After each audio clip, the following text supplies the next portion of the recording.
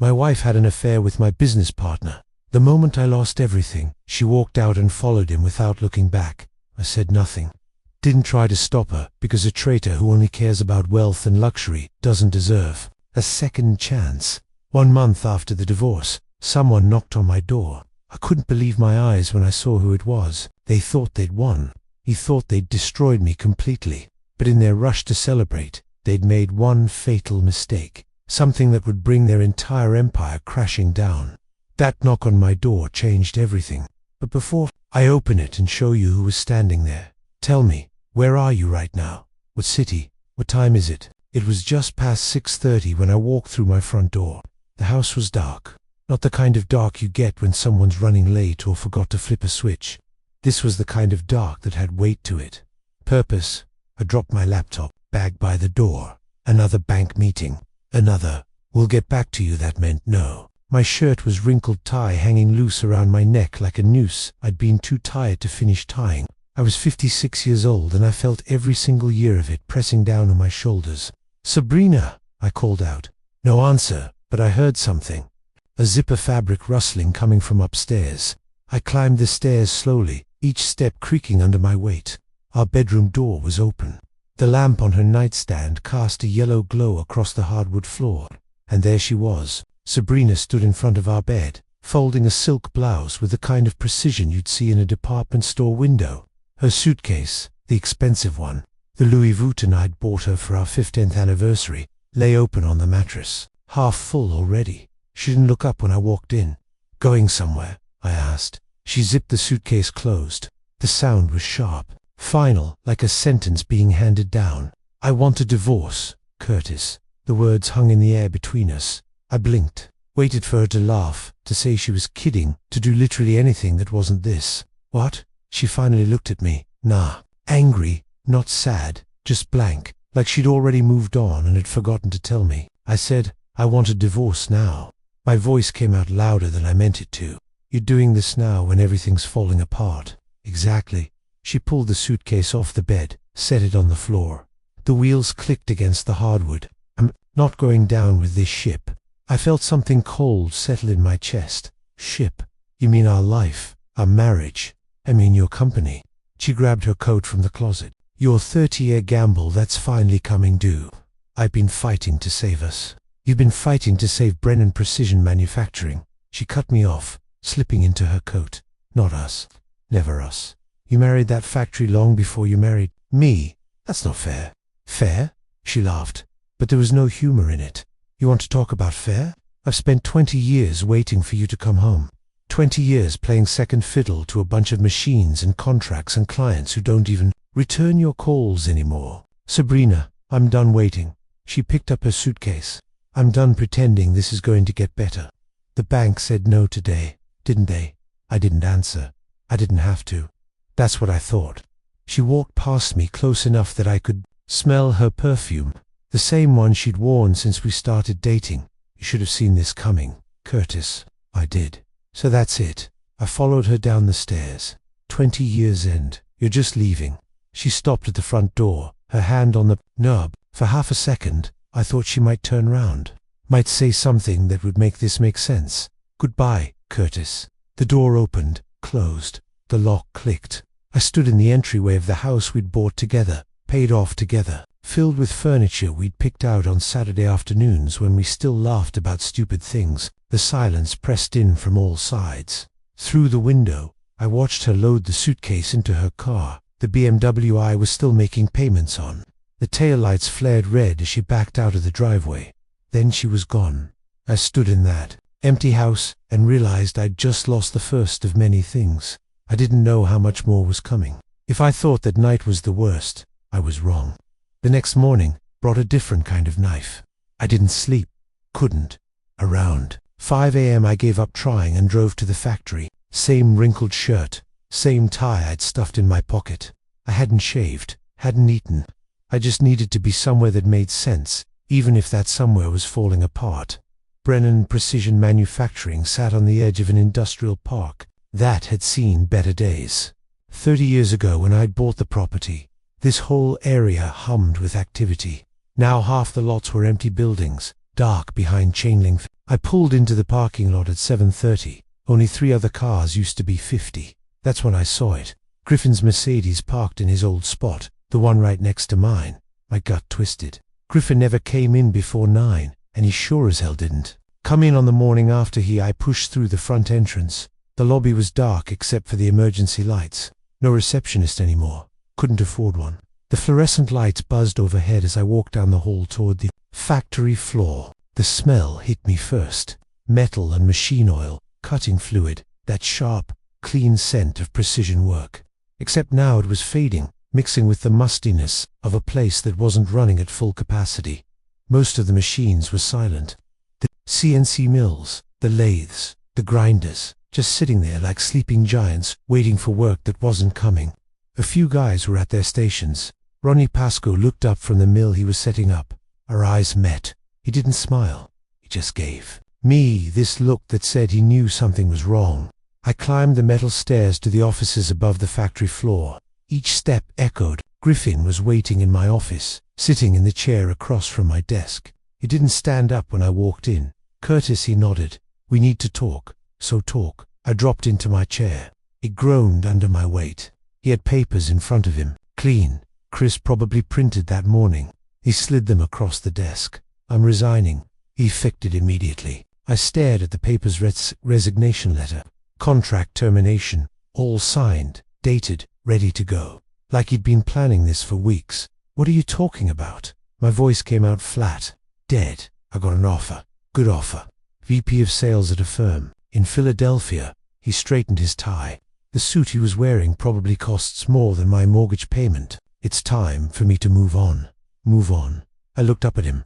"Griffin, we've been partners for 12 years. I trained you, taught you everything about this business." "I know." He wouldn't meet my eyes. "And I'm grateful. But this company is sinking, Curtis. You know it. I know it. The bank knows it. So, you're jumping ship. I'm looking out for myself." He stood up, buttoned his jacket. "You should understand that. It's just business. It's just business."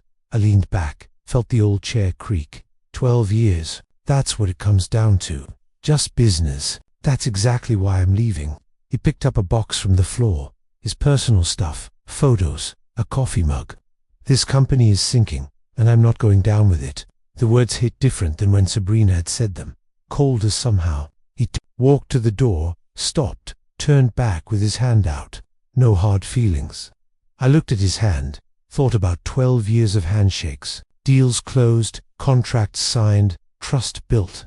I stood up, shook his hand. It felt like shaking hands with a stranger. "Good luck, Griffin." He smiled just for a second, and something about that smile felt wrong. Too satisfied, like he knew something I didn't. And then he walked out. His footsteps echoed down the metal stairs. A moment later, I heard his Mercedes start up. The engine purred smooth and expensive, then faded away. I stood at the window, watching him drive off. Below me, on the factory floor, Ronnie and the other guys had stopped working. They were watching, too. I just lost my wife.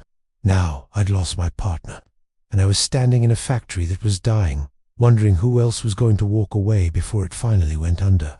Something about his smile stayed with me, too satisfied, like he knew something I didn't. I drove home from the factory around 9. The house was exactly as I'd left it the night before, dark, empty. The only light came from the street lamp outside, casting long shadows across the living room floor. I didn't turn on the lights, just dropped my keys on the counter and stood there in the half-dark, listening to nothing. Her wine glass was still in the sink. I'd noticed it that morning, but hadn't had time to deal with it. Now, I picked it up, turned it over in my hands. There was still a faint lipstick mark on the rim. I set it back down. Couldn't bring myself to wash it. Couldn't bring myself to throw it away. I walked through the rooms like a stranger touring a museum. The coat closet, half the hangers empty now. The bathroom, her side of the counter, cleared off, just a ring of dust where her makeup used to sit. The bedroom, I didn't go in there, couldn't. In the living room, I noticed the bookshelf. She'd taken all her novels, the mystery ones she'd buy at the grocery store, and read in one sitting. The shelf looked like a smile with missing teeth. I sat down in my old leather armchair, the one she'd always said was too ugly for the living room. Demasculine, she'd call it. I'd kept it anyway.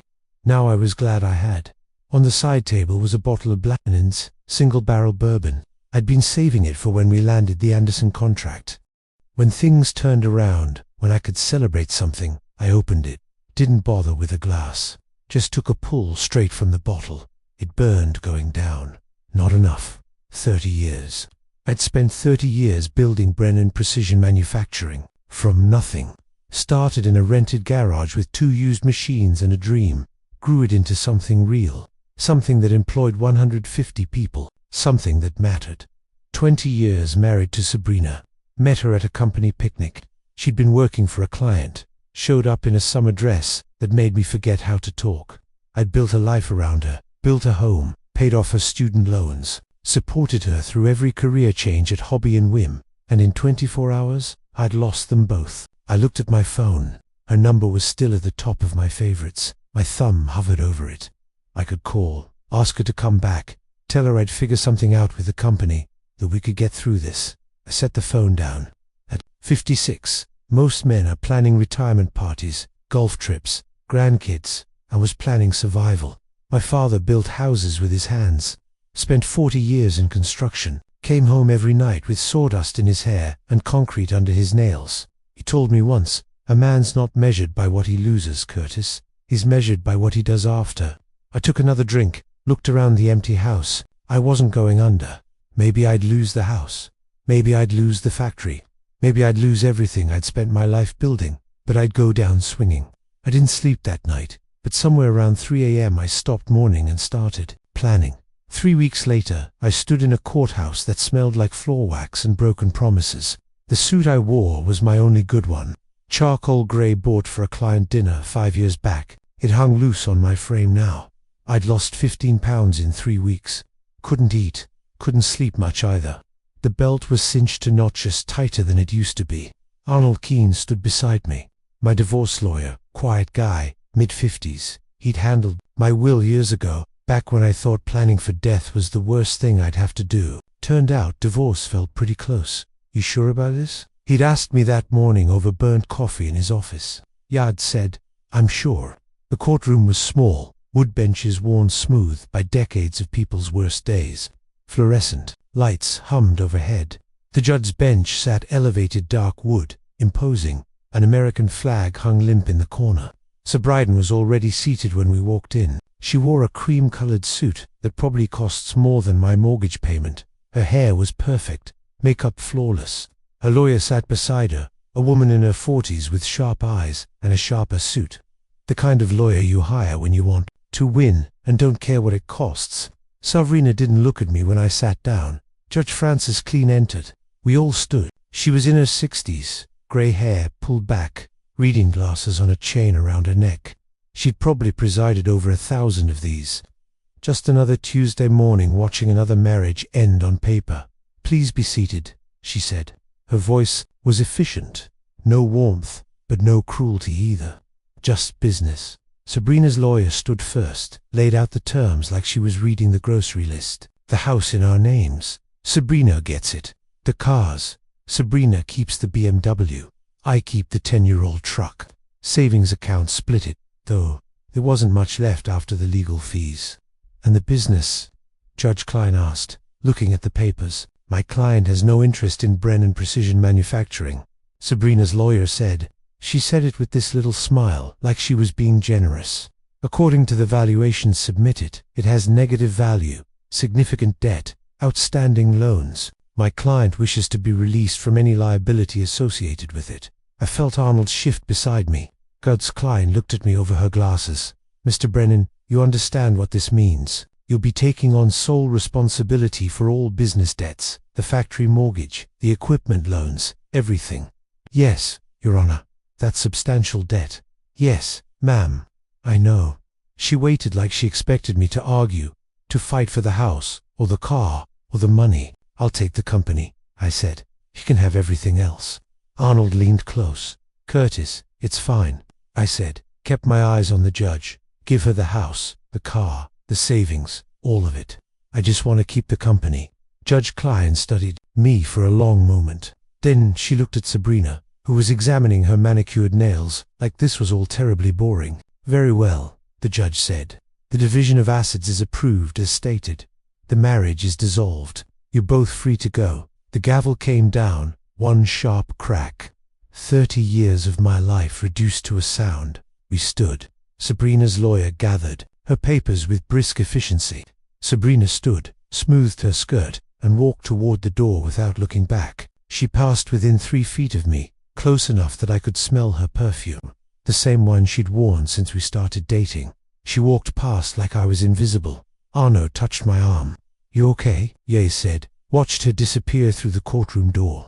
I walked out of that courthouse with nothing but debt and a factory full of silent machines. Sabrina walked out with everything we'd built together, except she'd left the only thing that mattered, my purpose. This Lippian charged $45 a night, or $200 a week if you paid up front. I paid up front. The room smelled like old cigarettes and disinfectant trying to cover up something worse. Carpet stained in patterns I didn't want to think about. Walls so thin I could hear the couple next door arguing about money. A neon sign outside flickered red and blue through the curtains all night. The mattress felt like sleeping on plywood, covered with a sheet. I'd been there 2 weeks. My laptop sat on the chipped desk screen, cracked from when I dropped it getting out of my car. Still worked, barely. I made instant coffee in the bathroom using the coffee maker that looked like it. He hadn't been cleaned since the 9 South. No cream, no sugar, just black and bitter. Every morning I called customers, old customers, people who'd been buying from Brennan Precision for 15, 20 years. "Sorry, Curtis, we're working with someone else now. We signed a contract with Astral Precision last month. Times are tough. We had to go with the lower bid. Ashford Precision, Griffin's new company. He'd taken my clients, my contacts, relationships I'd built over decades, and they were following him because a sinking ship looks the same whether you built it or not." The bills piled up on the desk next to the laptop. Factory mortgage overdue, utilities, legal fees from the divorce. I'd stopped opening the envelopes because the numbers just got bigger. My back ached from the motel mattress. My hands shook from too much cheap coffee and not enough food. Ramen noodles for dinner, gas, station sandwiches for lunch. I'd lost another 5 pounds I didn't have to lose. The mirror in the bathroom showed a man I barely recognized. Grey stubble, hollow eyes, 56 years old and living like I was 22 again. Except at 22, I'd had hope. On day 15, the bank called. "Mr. Brennan, this is Jennifer from First National. I'm calling about the commercial loan on your property at 1847 Industrial Parkway. I knew what was coming. You're currently 90 days past due on your payments. The total amount due is $63,000. I closed my eyes. 63,000 might as well be $1 million. We're required to inform you that if payment isn't received within 60 days, we'll begin foreclosure proceedings on the property." "I understand, Mr. Brennan. Are you able to make a payment plan?" "I'm working on it. We need to hear from you within 30 days with a concrete plan or we'll have to move forward with legal action. I'll call you back." I hung up before she could say anything else. I sat on the edge of the bed, staring at the phone in my hand. 30 years. 30 years of building Brennan Precision Manufacturing from nothing. Started in a garage with a used lathe, and a dream, grew it into 150 employees, good jobs, health insurance, Christmas bonuses, retirement plans, gone, all of it gone. 56 years old, almost 57, too old to start over, too stubborn to quit. I stood up and looked at myself in the mirror. Again, this time, I didn't look away. 60 days. I had 60 days to save 30 years of work. Or I had 60 days to learn how to let go. On day 15 at that motel, something changed. I woke up at 5 o'clock in the morning. The neon sign outside was still flickering. The couple next door was quiet for once. I walked to the bathroom and looked at myself in the mirror under the fluorescent light. 2 weeks of stubble, hollow eyes. A man I didn't know. I thought about my father. He'd been a carpenter, built houses with his hands, worked until his back gave out at 63. He died 2 years later. But I remembered something he told me when I was young and far. I knew everything. We were sitting on the porch after he'd finished a job, hands rough and cracked. A man's not measured by what he loses, son. He's measured by what he does after. I'd forgotten that. Somewhere between the divorce and the bankruptcy in the motel room, I'd forgotten. I picked up the cheap disposable razor from the sink, hot water, shaving cream from a can. I shaved slowly, carefully, washed my face, put on my cleanest shirt. It was wrinkled. Didn't matter. I tucked it in. I drove to the factory as the sun came up. The roads were empty. The sky was grey, turning pink. I pulled into the parking lot at Brennan Precision Manufacturing. Only my car. The building looked smaller than I remembered. Tired, but still standing. I unlocked the front door and walked in. The smell hit me first. Machine oil, metal, coolant. 30 years of that smell. It was home. My footsteps echoed in the empty lobby. I walked through the office area, desks covered with dust, computers dark, and pushed through the door to the factory floor. The CNC mills stood silent. Lathes, grinders, drill presses, machines I'd bought one at a time, year after year. Some of them older than my marriage. I walked to the first one, a house VF2. I'd bought it with a second mortgage and a prayer 30 years ago. It was still here. So was I. I put my hand on the cold metal, felt the weight of it, the permanence. This machine had made parts for thousands of customers. Precision work, quality work, work that mattered. On the wall behind it, I saw an old photo in a dusty frame. Grand opening 30 years ago. Me younger, grinning like an idiot, holding a wrench. My father stood next to me. He'd helped me move that first machine in. I thought about the 150 people I'd employed. Ronnie Pascoe, Paula at the front desk, guys who'd worked for me 15, 20 years. I'd had to let most of them go. I remembered their faces when I told them. Good people, families, mortgages, kids in college. They were counting on me, or they had been. I walked to my office, found the old customer files in a drawer, started making a list. Names, phone numbers, companies I'd worked with for decades. Some had gone with Griffin, but not all of them. Not yet. I didn't have a plan. I didn't have money. I didn't have help. But I had one thing Griffin and Sabrina didn't have. I had nothing left to lose. 2 weeks later, someone knocked on my office door. I wasn't expecting anyone. It had been months since I'd had a visitor. I was sitting at my desk surrounded by papers, customer files, old invoices, a calculator with a dying battery, cold coffee, and a styrofoam cup. The office looked like what it was, a man trying to rebuild something. From wreckage, I opened the door. A young person stood there, late 20s, maybe 30, business casual clothes, clean but not expensive. Nervous energy, holding an old employee badge.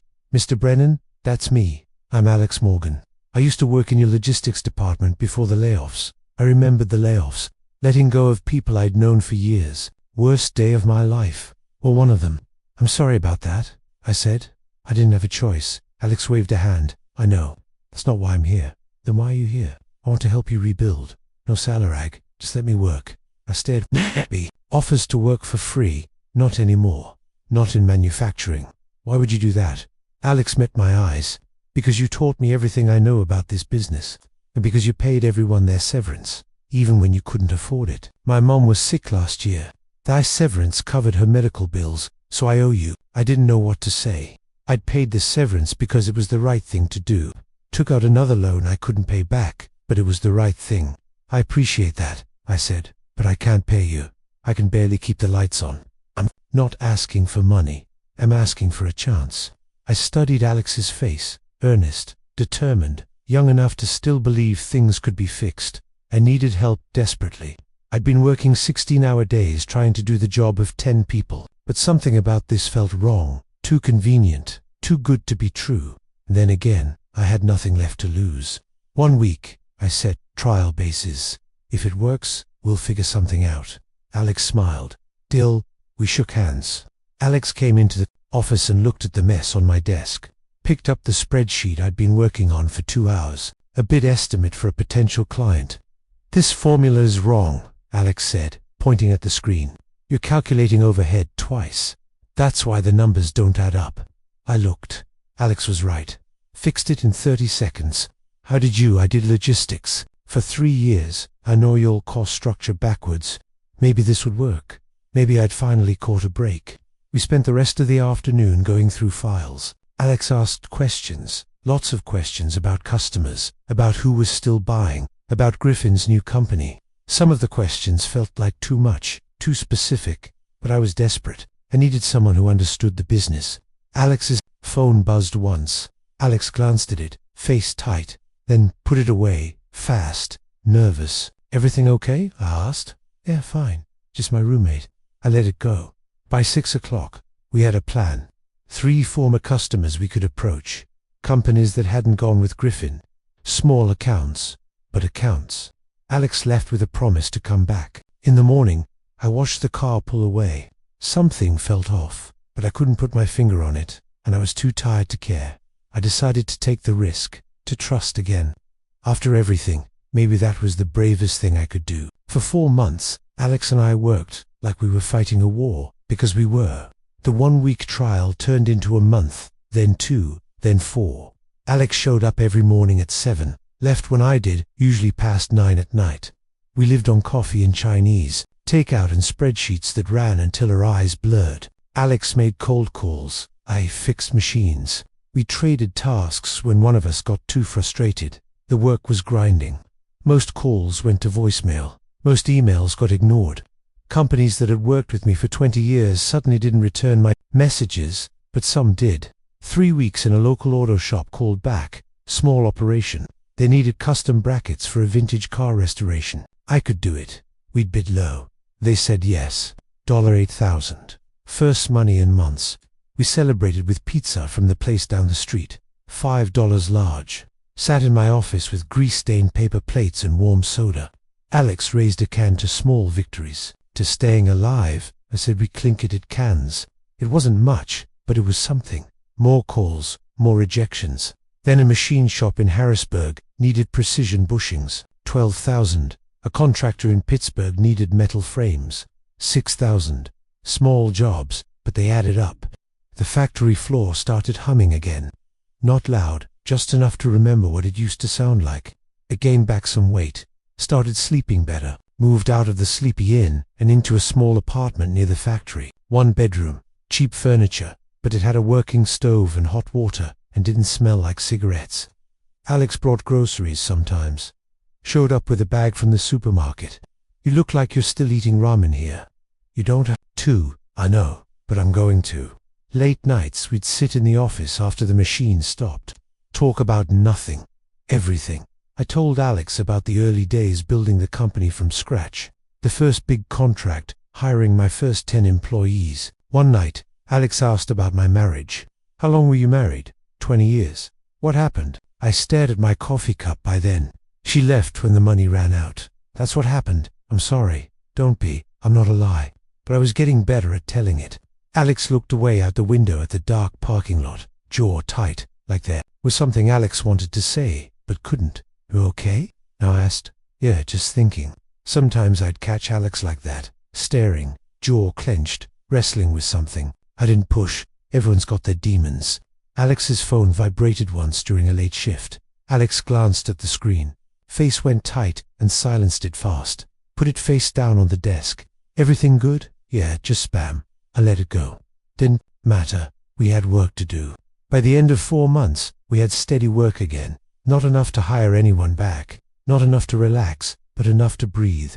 The foreclosure deadline came and went. I negotiated an extension with the bank. 6 more months. They weren't happy, but they agreed. I started thinking maybe, just maybe, we could pull this off. One Friday night, after we closed a deal with a supplier in Ohio, Alex smiled. Really smiled. Not the polite smile from before, a real one. "We're doing it," Alex said. "We're trying." "No, we're doing it." I wanted to believe that. I was starting to. We were making progress. Real progress. Small victories, but they were mine. Ours. For the first time in months, I let myself believe things might actually work out. The Mid-Atlantic Manufacturing Expo wasn't my crowd anymore, but I needed to show up to prove I wasn't dead yet. I drove. 2 hours in my 15-year-old pickup, rust on the wheel wells, check engine light glowing.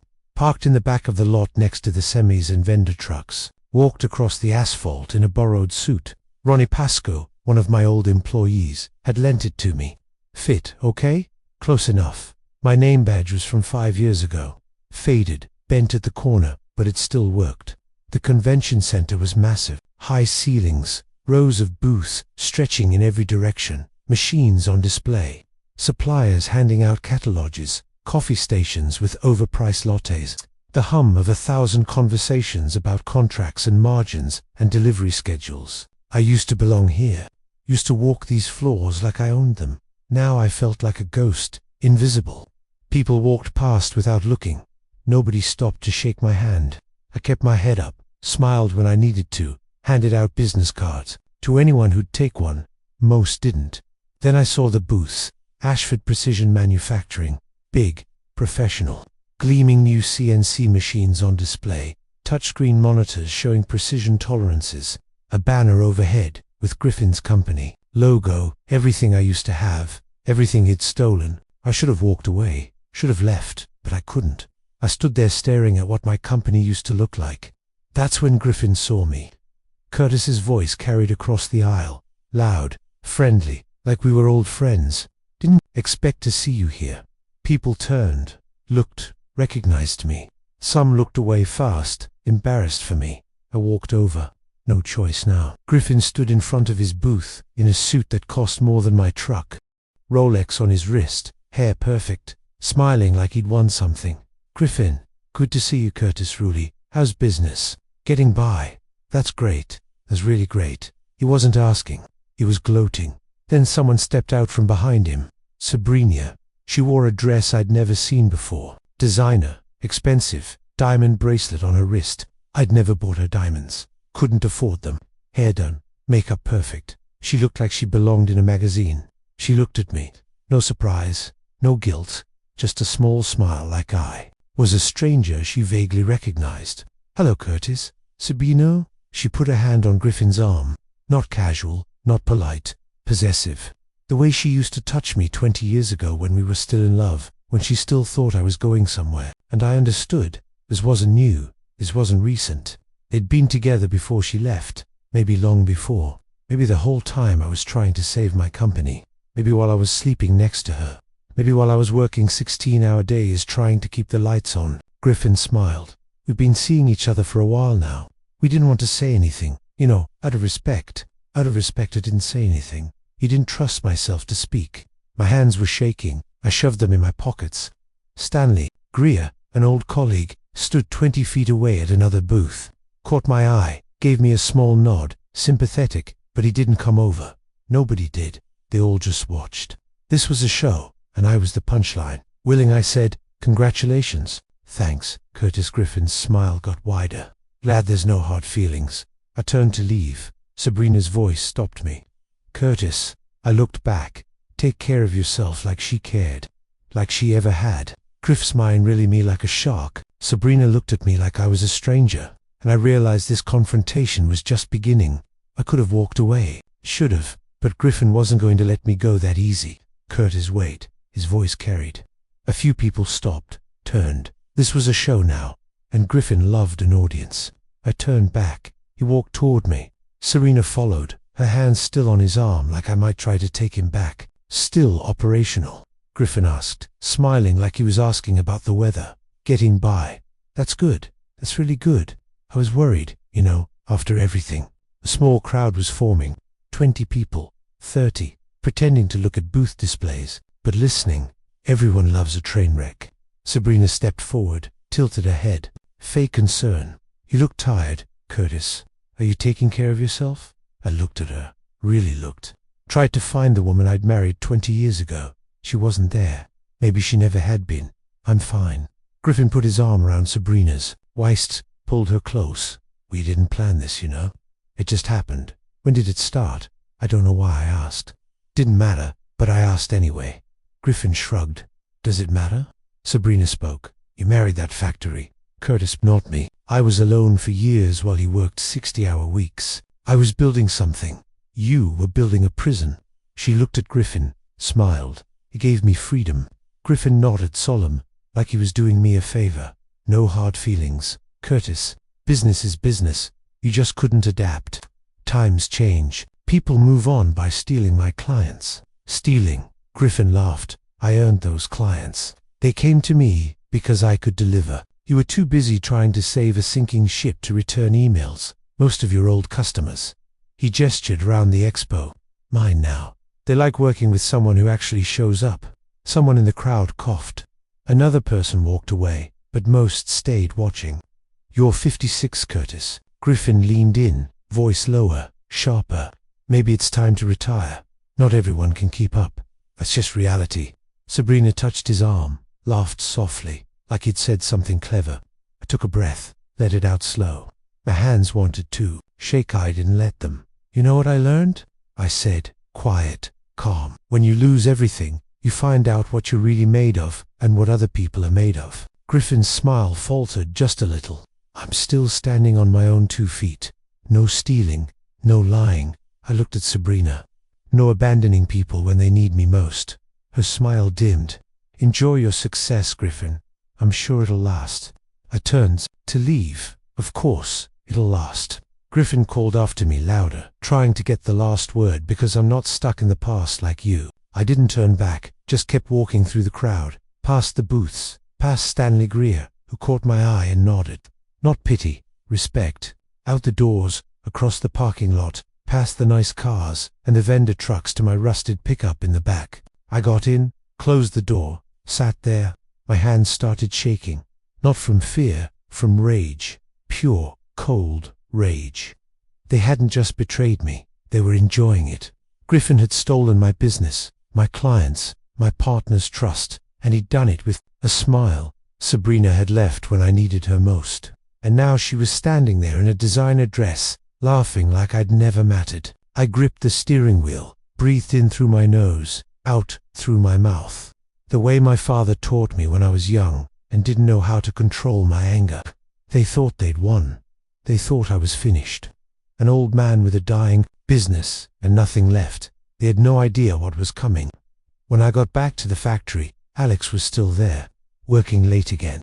I'd stopped asking why. The office was dark, except for the desk lamp. Alex sat staring at the computer screen. He didn't hear me come in. I cleared my throat. Alex jumped, spun around, clicked the mouse fast, closing whatever was on the screen. Jesus, he scared me, didn't he? Mean to. I set my keys down. "You okay?" "You look terrible." "I'm fine, just tired." Alex didn't look fine. Pale, dark circles under the eyes, hands shaking slightly when they reached for the coffee cup. Empty. I counted 3 more on the desk. I sat down across from Alex, rubbed my face. The expo was rough. "What happened?" I told the story. Griffin's booth, Sabrina on his arm, the crowd, the humiliation. Alex's face got tighter with every sentence, jaw clenched, eyes darting to the door. "They've been together for a while," I said. "Maybe the whole time. I don't know." Alex stood up. Suddenly, chair scraped back. "I have to go." "What? I'm sorry. I need to go right now." "Alex, what's wrong?" "Nothing. I'm just Alex." Grabbed a jacket, headed for the door, fast. "Alex, I'll see you tomorrow." The door slammed. I heard footsteps running down the metal stairs, a car engine starting, tires and gravel.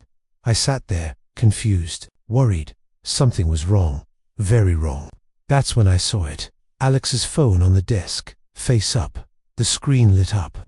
Notification text message. I shouldn't have looked.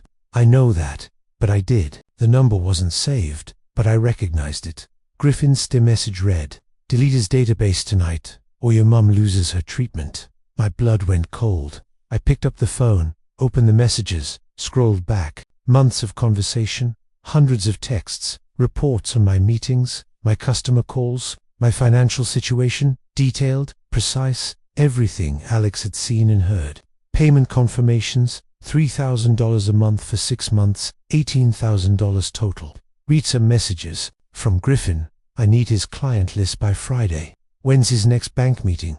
Find out how much he owes." And Alex's response is, "At first just okay and got it, but recent is different. This doesn't feel right. He's been good to me. I don't want to do this anymore." Griffin's replies got harsher. "You owe me. Your mum needs that treatment. Do you want her to die? Do your job or you're done." I kept scrolling. My hands weren't shaking anymore. They were steady, cold. Then I found it. An unsent draft written tonight. Never sent. "I can't do this anymore. He doesn't deserve this." I stared at that message. Read it 3 times. Alex had tried to stop before being caught, before being confronted. Just stop.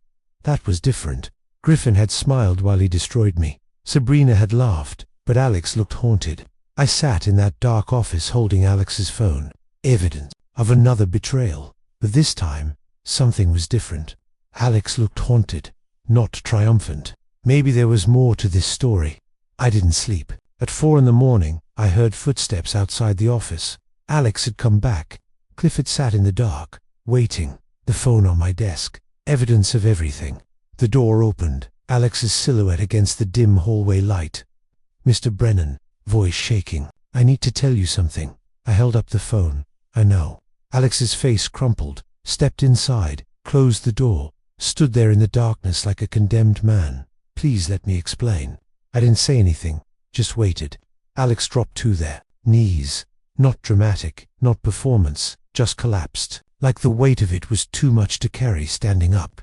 "Griff had sent me 6 months ago, paid me $3,000 a month to spy on you." I stayed silent. Let Alex talk. "My mom has stage 4 cancer. The medical bills were destroying me. I was drowning. I couldn't." Alex stopped, shook their head.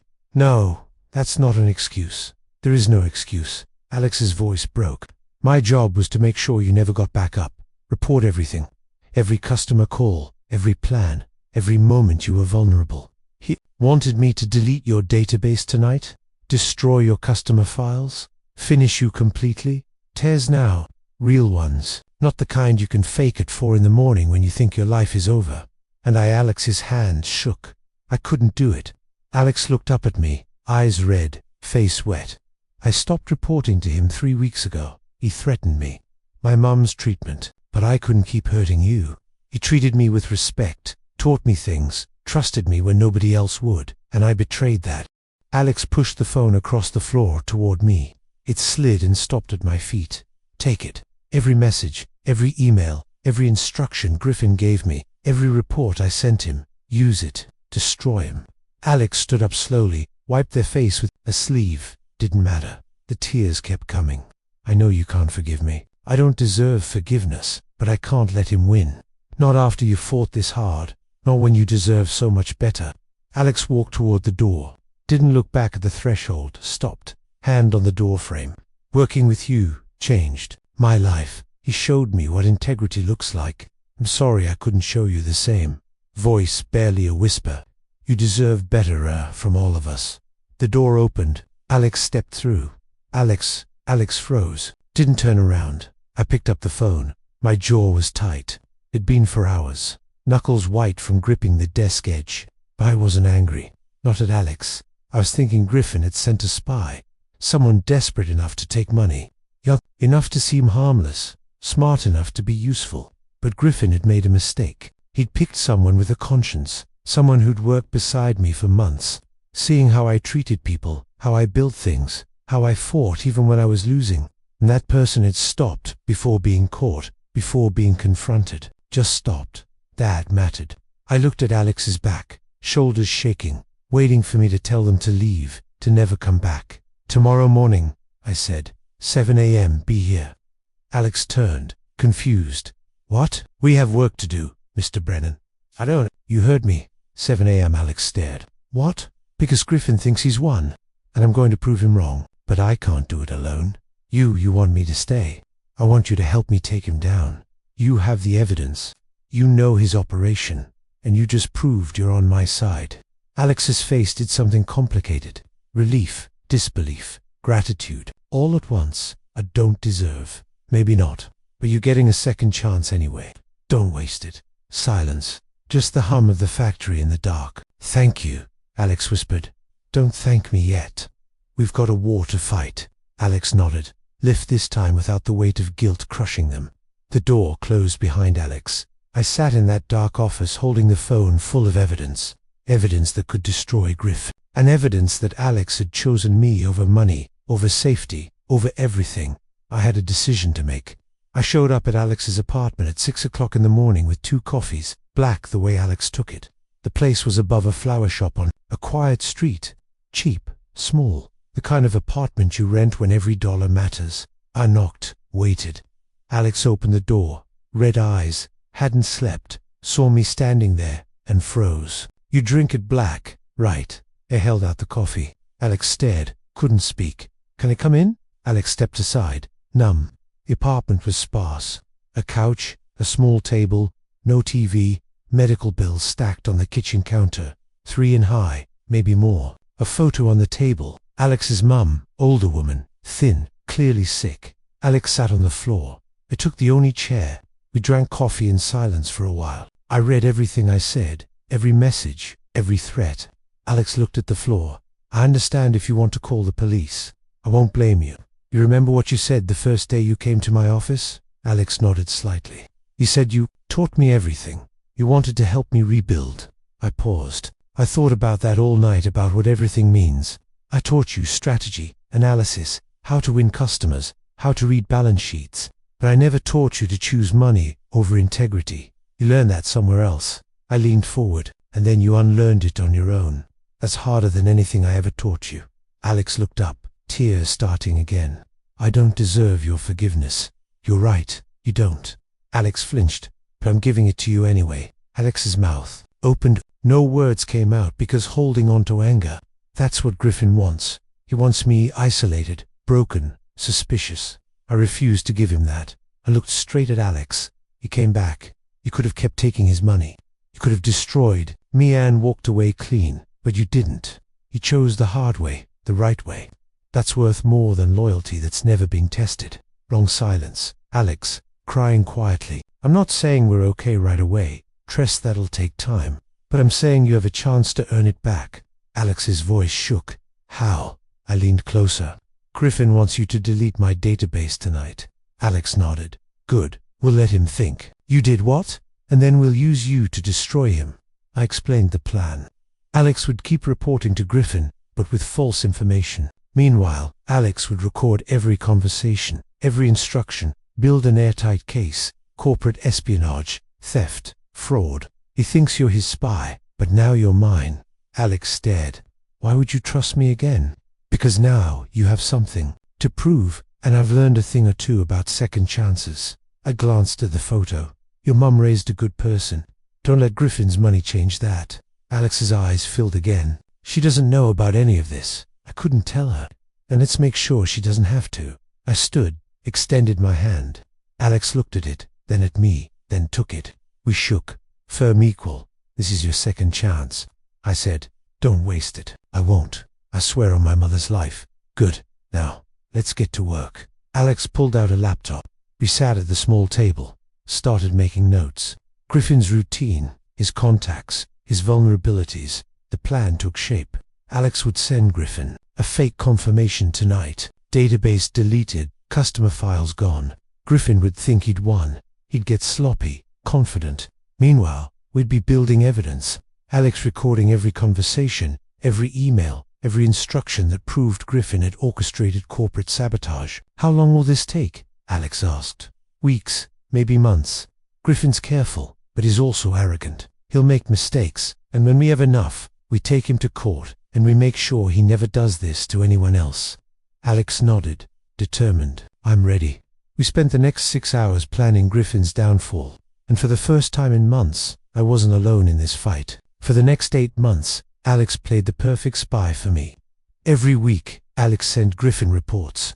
False ones. Curtis lost another customer. Facto RY, equipment breaking down. He's about to give up. Griffin believed every word. Got arrogant, careless. Alex wore a wire, small recording device hidden in a coat button, another in a pen. Griffin never suspected because Alex kept looking desperate, stressed, like someone barely holding on. The recordings piled up. One lunch meeting. Griffin ordered expensive wine. Relaxed, confident. I diverted his orders for 2 years, Griffin said, swirling his glass. Started long before I quit. Curtis is too trusting. He never even checked. Alex kept the pen recording on the table. Steady. How'd you pull it off? Izzy had access to everything. Client database. Bid proposals. I just redirect things. Change a number here. Miss a deadline there. Small stuff, but it adds up. Griffin leaned back, smiled, and Sabrina's he gave me everything. Financials, strategy, customer names. Pillow talk is useful. He laughed. She thought it was love. I thought it was leverage. Another meeting. Griffin's office. Instructions for Alex. Keep squeezing, Griffin said. I want him completely broken. Then we'll swoop in and buy his factory for pennies. Hire his best people. Cliff's equipment. It's perfect. It's every conversation recorded, documented, time-stamped. While Alex gathered evidence, I rebuilt. First major contract, aerospace company, precision parts, $150,000, real money. Second contract, automotive manufacturer, custom brackets, $200,000. Third contract, medical equipment company, surgical tool components, $180,000. The factory came alive again, machines humming, metal cutting, the smell of coolant, and hot steel. Sounds I'd thought I'd lost forever. I started rehiring. Ronnie Pascoe first walked into my office one morning. I offered him his old job back. He stared. He came back for us. People never left me. Ronnie, why would I leave people? He shook my hand, tears in his eyes. When do I start? Tomorrow. 15 people came back. Then 20. Good people, loyal people, people who remembered what we'd built together. Alex got promoted. Junior partner, real title, real office, name on the door. I handed Alex the key. You earned this through fire. I won't let you down. I know. 6 months in, I met with Margot Steele, corporate lawyer, 40s, sharp as a blade. She didn't waste time. Show me what you have. Alex and I spread it out. Recordings, emails, financial records, months of evidence. Margot listened to the recordings, read the documents, took notes. An hour later, she looked up. This evidence is ironclad. Corporate espionage, breach of fiduciary duty, theft of trade secrets, tortious interference with contracts. She smiled, thin, cold. I don't take cases unless I can win. This one, I'm going to enjoy winning. How long before we can file? 2 weeks to finalize the brief. Then we strike. 2 weeks later, we walked into the courthouse. Me, Alex, Margot, filed a civil lawsuit, $2.3 million in damages. Then Margot filed a criminal complaint with the FBI, corporate espionage, federal crime. Then she submitted evidence to the State Business Licensing Board. Griffin's professional licenses, his ability to operate, multi-pronged attack, Margot explained. He won't see it coming. By the time he realizes what's happening, it'll be too late. I signed the documents, hands steady, no hesitation. 8 months ago, I'd been living in a motel, eating ramen, watching my life collapse. Now I was signing documents that would destroy the man who tried to destroy me. The lawsuit was filed on a Friday. By Monday morning, Griffin knew, and his world began to collapse. 3 months after we filed the lawsuit, the trial date arrived. The courtroom was smaller than I expected. But justice doesn't need a big stage. I wore a new suit, bought it myself, with money I'd earned, not borrowed, not from a motel closet, mine. Margot opened with precision. Mr. Ashford orchestrated a 2-year campaign of corporate sabotage against his former partner and employer, Curtis Brennan. The evidence will show deliberate systematic theft. The recordings played.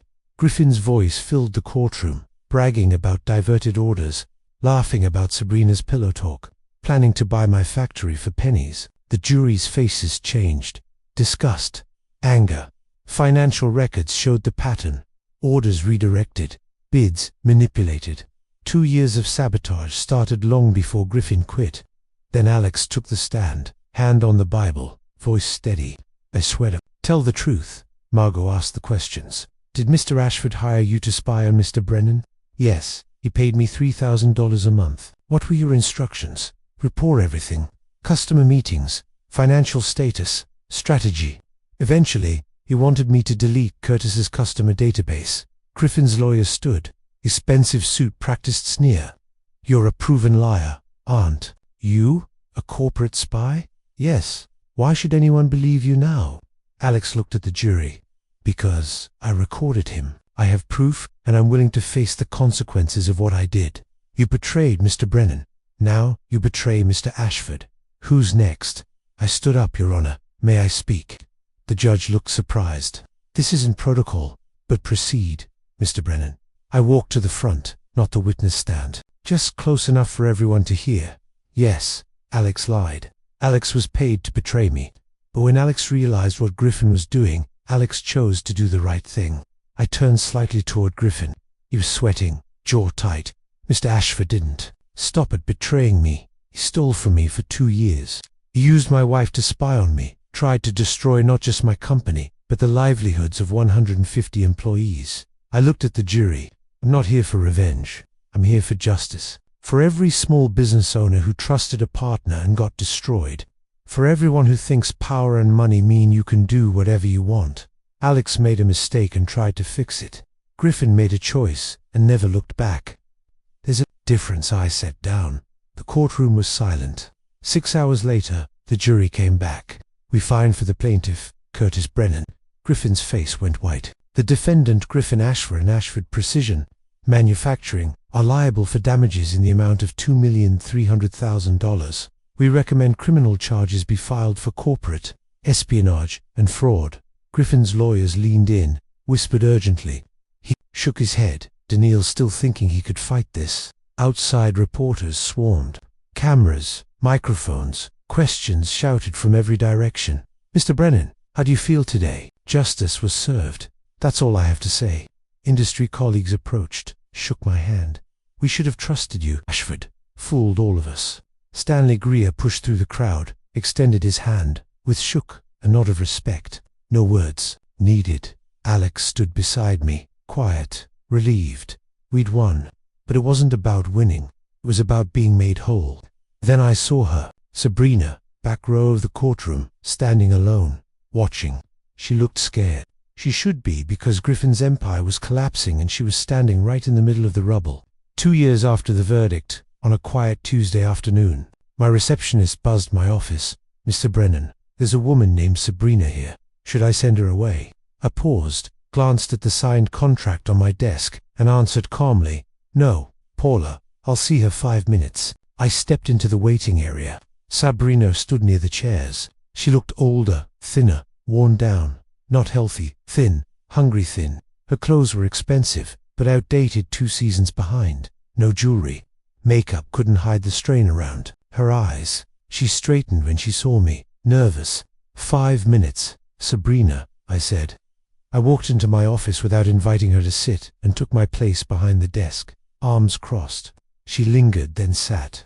Anyway, Curtis, thank you for seeing me. I said nothing. I made a terrible mistake. The biggest mistake of my life. Yes, I replied. It did. She flinched. Griffin left me, she said. 6 months after the trial for a younger woman. She's 28.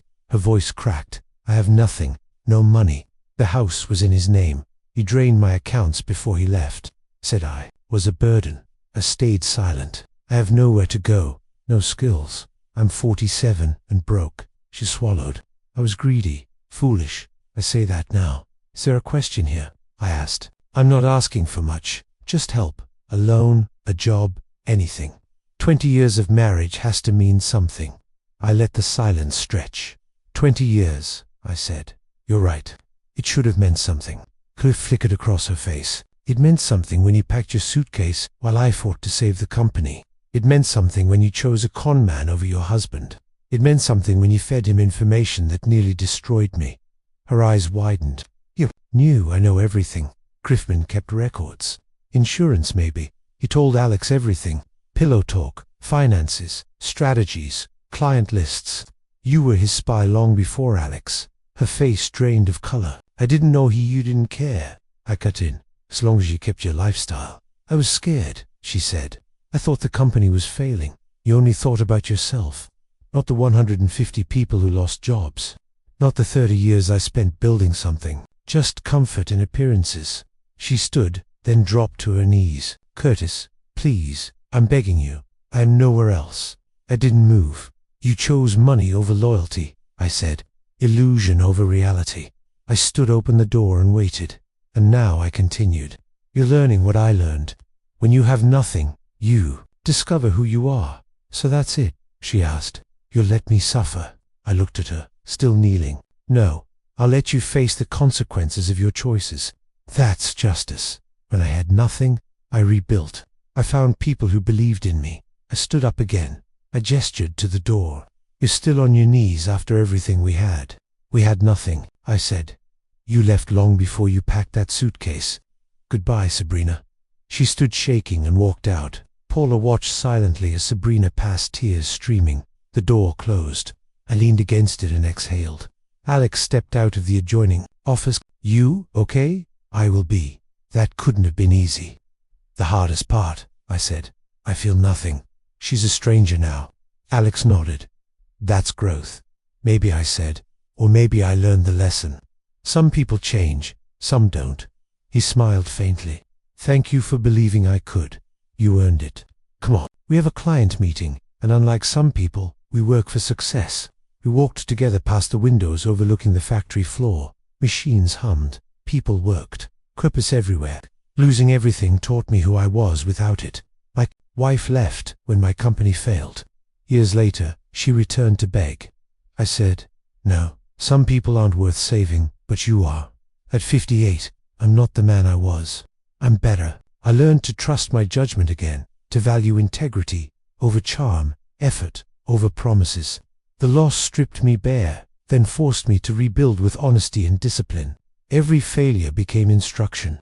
Every quiet morning felt earned. I stopped chasing approval and started respecting myself. That change made all the difference, and it is why I never looked back again. It taught me patience, humility, resilience, and the courage to walk alone forward. Looking back at my story, I realized God had a plan even when I couldn't see it. When Sabrina walked out that door, when Griffin betrayed me when I was living in that motel, eating ramen, I thought God had abandoned me. But he was teaching me the hardest lesson I'd ever learn: who I was when I had nothing.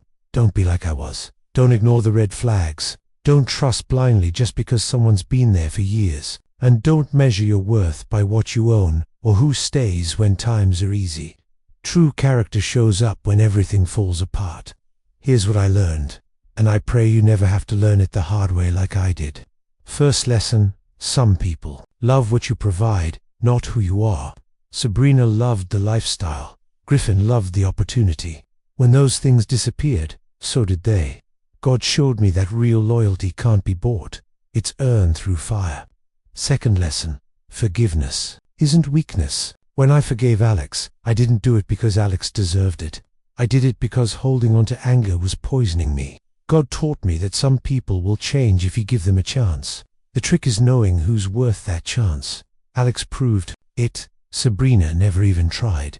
Third lesson: losing everything doesn't mean you've lost. It means you get to rebuild with people who actually matter.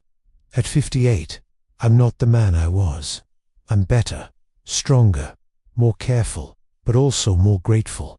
This is a true story. My true story. Every word of it happened exactly as I told you.